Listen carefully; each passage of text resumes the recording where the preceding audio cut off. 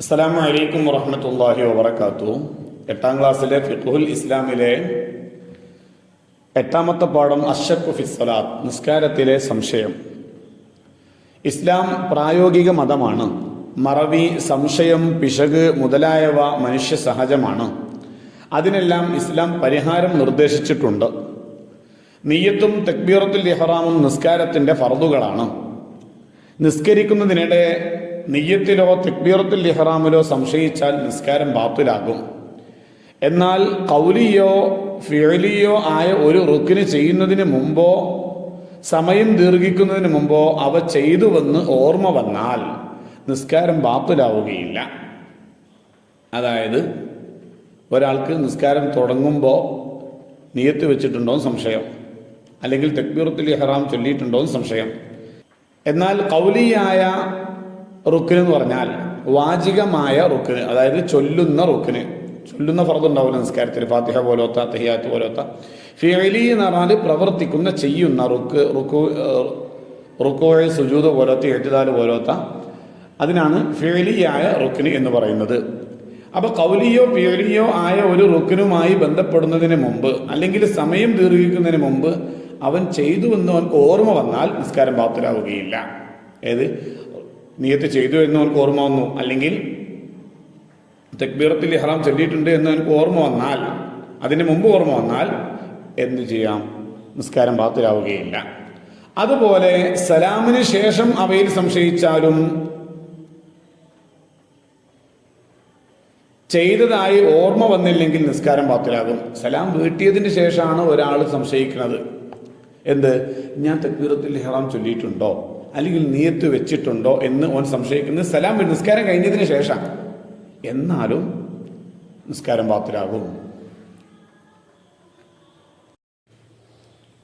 ഒരു റുക്ന് ചെയ്തോ ഇല്ലയോ എന്ന് സംശയിച്ചാൽ അത് ചെയ്യണം. അതിനാൽ ഫാത്തിഹ ഓതിയോ ഇല്ലയോ എന്ന് സംശയിച്ചാൽ ഫാത്തിഹ ഓതണം.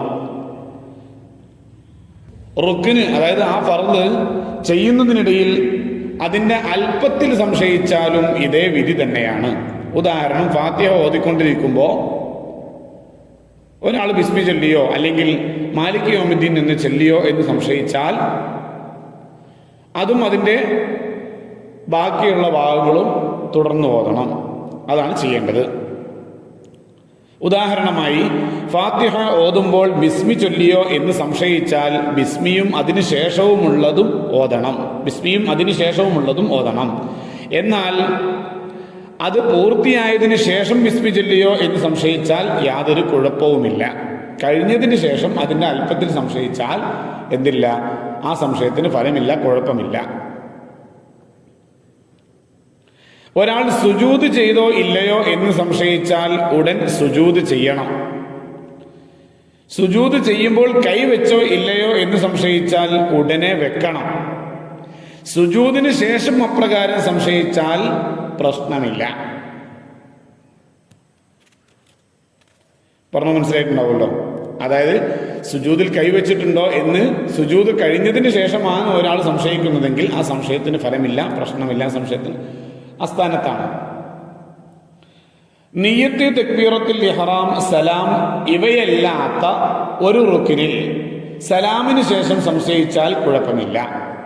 നിയ്യത്ത്, തക്ബീറത്തുൽ ഇഹ്റാം, സലാം, അത് നിസ്കാരം തുടങ്ങുന്നതും നിസ്കാരം അവസാനിക്കുന്നതും. ഇതല്ലാത്ത മറ്റു റുക്നിൽ ഒരാൾ സംശയിച്ചാൽ, ഉദാഹരണം,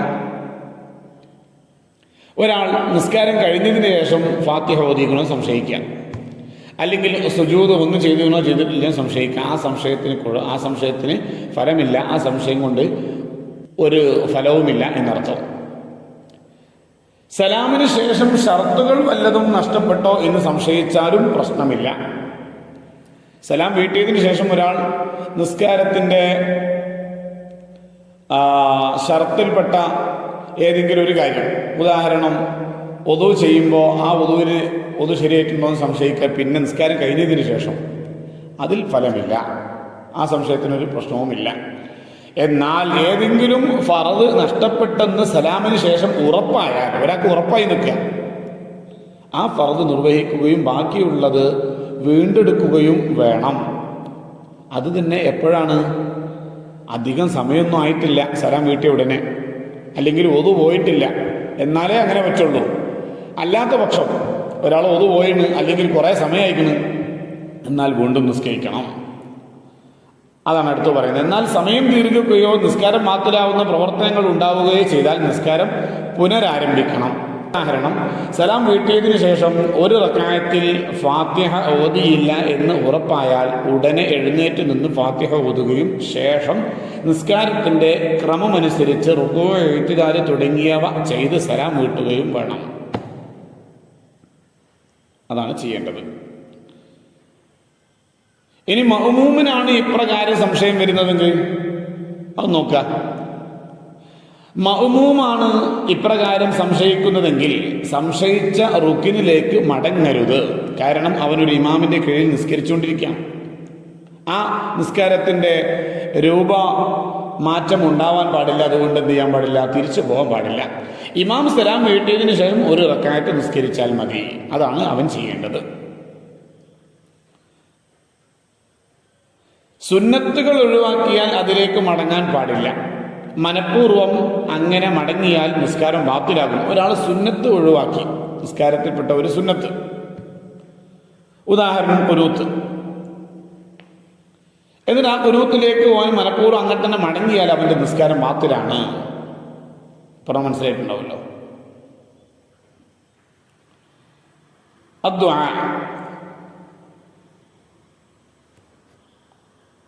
ربنا لا تؤاخذنا إن نسينا أو أخطأنا ربنا ولا تحمل علينا إصرا كما حملته على الذين من قبلنا.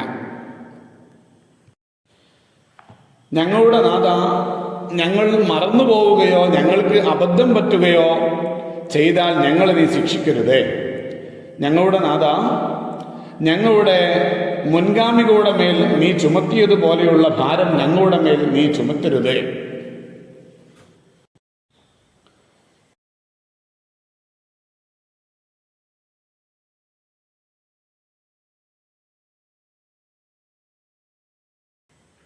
ഈ പാഠത്തിൻ്റെ തദ്രീബാത്തൊന്ന് നോക്കാം. ഒന്നാമത്തെ വർക്ക് മാദാ നഫ്അലു, എന്താണ് നമ്മൾ ചെയ്യേണ്ടത്? താഴെ പറയുന്ന മസ്അലകളെല്ലാം എന്താണ് ചെയ്യേണ്ടതെന്ന് എഴുതുക. ഒന്ന്, ഒരു റുക്ന് ചെയ്തോ ഇല്ലയോ എന്ന് സംശയിച്ചാൽ എന്തു ചെയ്യണം? ഒരു റുക്ന് ചെയ്തോ ഇല്ലയോ എന്ന് സംശയിച്ചാൽ അത് ചെയ്യണം. രണ്ട്, ഫാത്തിഹ ഓതിയോ ഇല്ലയോ എന്ന് സംശയിച്ചാൽ നിസ്കാരത്തിനിടക്കാണെങ്കിൽ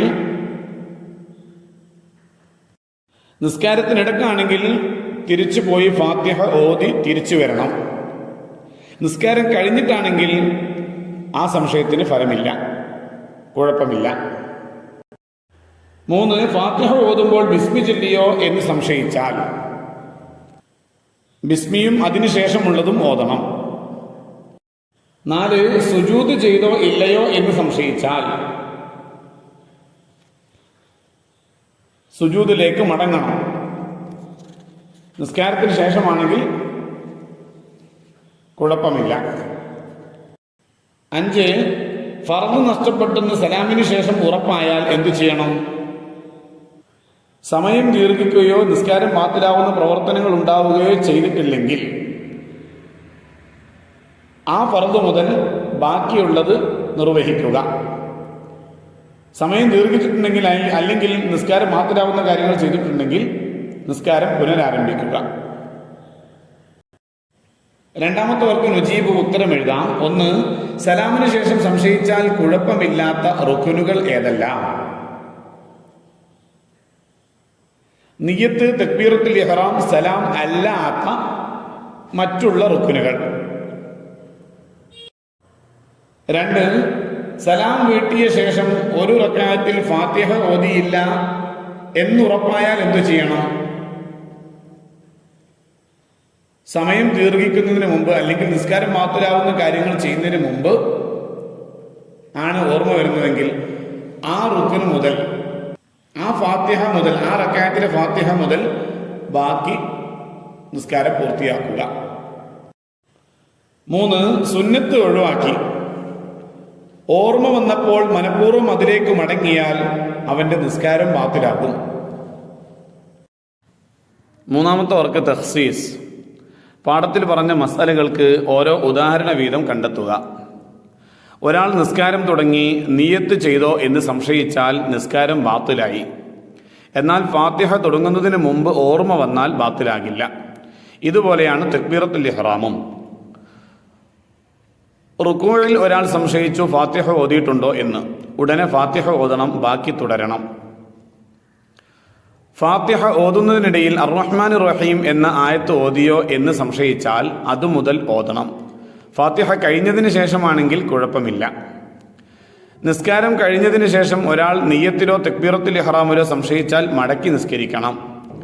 നിസ്കാരശേഷം ഏതെങ്കിലും ഒരു ഫർദ് നഷ്ടപ്പെട്ടു എന്ന് ഉറപ്പായാൽ സമയം ദീർഘിക്കാതിരിക്കുകയോ ബാത്തിലാകുന്ന കാര്യം ചെയ്തിട്ടില്ലെങ്കിൽ ആ ഫർദ് മുതൽ ബാക്കി നിസ്കരിക്കണം. മഅ്മൂം മറന്നാൽ തിരിച്ചു പോകാൻ പാടില്ല.